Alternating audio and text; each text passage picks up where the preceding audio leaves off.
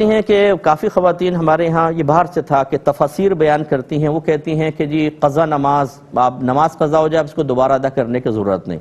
تو میں point wise بتاتا ہوں. پہلے انہوں نے یہ کہا، دیکھیں آپ کے نبی کریم صلی اللہ علیہ وسلم نے ارشاد فرمایا کہ اگر کوئی سوتا رہ گیا اور اس کی نماز قضا ہو گئی تو جب اس کی آنکھ کھلے اس وقت وہ اس نماز کو ادا کر لے کہ یہی اس کا وقت ہے.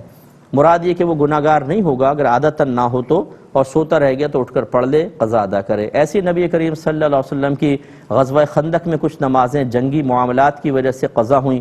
ایک سفر میں سب سوتے رہ گئے تھے، فجر کی نماز نکلی، اللہ تعالیٰ کی طرف سے ایک آزمائش تھی وہ، تو میرے آقا صلی اللہ علیہ وسلم نے فوراً اس کی قضا ادا کی. مجھے حیرت ہوتی ہے یہ کہنا کہ جی قضا کی ضرورت نہیں. لقد کان لکم فی رسول اللہ اسوۃ حسنہ وما آتاکم الرسول فخذوہ وما نہاکم عنہ فانتہوا. اللہ تعالیٰ فرماتا ہے یہ وہ نبی ہیں کہ ان کی عملی زندگی میں تمہارے لیے بہترین نمونہ ہے. اور دوسری آیت کے مطابق یہ رسول جو تمہیں حکم دے اس کو اختیار کر لو، جس سے منع کر دیں اس سے باز آ جاؤ. تو ہمارے سرکار کے احکام اور آپ کی سیرت پاک، آپ کے عمل کو اختیار کرنا چاہیے. تو سرکار نے تو قضا نماز کو فوراً ادا کیا ہے. منع کرنے کی وجہ کیا ہے؟ کیوں منع کر رہی ہیں؟ تو یہ بالکل غلط کہہ رہی ہیں ایسی خواتین. دوسرا، شب معراج میں، شب برات میں جاگنا، روزہ رکھنا، اس کو وہ منع کرتی ہیں. دیکھیں مسلمانوں کی میجورٹی اس کو اچھا سمجھتی ہے. شب برات کے فضائل ذکر کیے گئے ہیں. شب معراج میں اللہ تبارک و تعالیٰ نے اپنے حبیب کریم صلی اللہ علیہ وسلم کو بہت کچھ عطا فرمایا، عجائبات قدرت دکھائے ہیں. اور جب کوئی اہم واقعہ کسی رات میں ہوتا ہے اس کو یاد رکھنا، اس میں عبادت اختیار کرنا، یہ موسیٰ علیہ السلام کی اور آپ کی موافقت میں نبی کریم صلی اللہ علیہ وسلم اور صحابہ کرام کی سنت ہے. جب نبی کریم صلی اللہ علیہ وسلم مدینہ منورہ تشریف لائے تو یہودیوں کو 10 محرم الحرام کا روزہ رکھتے ہوئے پایا. فرمایا تم روزہ کیوں رکھتے ہو؟ انہوں نے کہا یہی وہ دن تھا جس میں اللہ تعالیٰ نے فرعون کو غرق کیا اور موسیٰ علیہ السلام اور آپ کی قوم کو نجات دی. تو موسیٰ علیہ السلام نے اس دن شکرانے کے طور پہ روزہ رکھا، تو ان کی موافقت میں ہم بھی رکھتے ہیں. نبی کریم صلی اللہ علیہ وسلم نے صحابہ کرام سے ارشاد فرمایا کہ موسیٰ کی موافقت اختیار کرنے میں ہم ان کے مقابلے میں موسیٰ سے قریب ہیں، لہذا تم بھی روزہ رکھو. صحابہ کرام نے عرض کیا رسول اللہ یہود سے مشابہت ہو جائے گی. سرکار نے فرمایا پھر ایک دن پہلے یا بعد کا ملا لو. تو معلوم ہوا کہ جب کوئی بڑا اہم واقعہ ہوتا ہے اس میں عبادت کا اختیار کرنا یہ سنت رسول ہے. اب سرکار کو تو وہ انعام نہیں ملا تھا، انعام تو ملا تھا حضرت موسیٰ علیہ السلام کو، لیکن انہوں نے اختیار کیا، ان کی موافقت میں سرکار نے.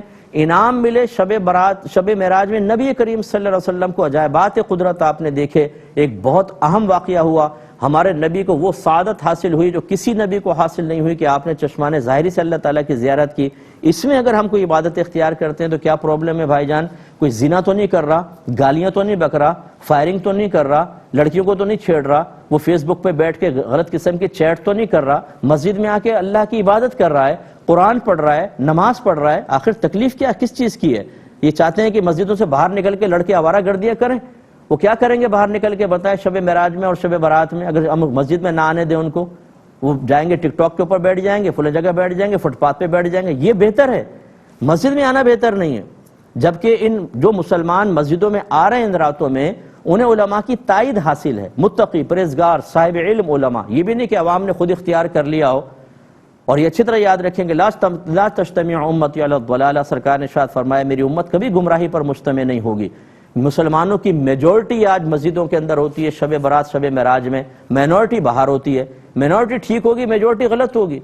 میری عقل سے بھی انسان سوچ لے. تو میں اپنی بہنوں سے گزارش کرتا ہوں جو خواتین اس قسم کی تفسیر پڑھا کر آپ کو اس قسم کی باتیں کہہ رہی ہیں ان سے آپ بالکل دور رہیں. وہ تفسیر نہیں پڑھا رہی، وہ تخریب کر رہی ہیں. معذرت کے ساتھ برا نہیں مانیے گا، آپ ان سے بالکل علیحدہ ہو جائیں.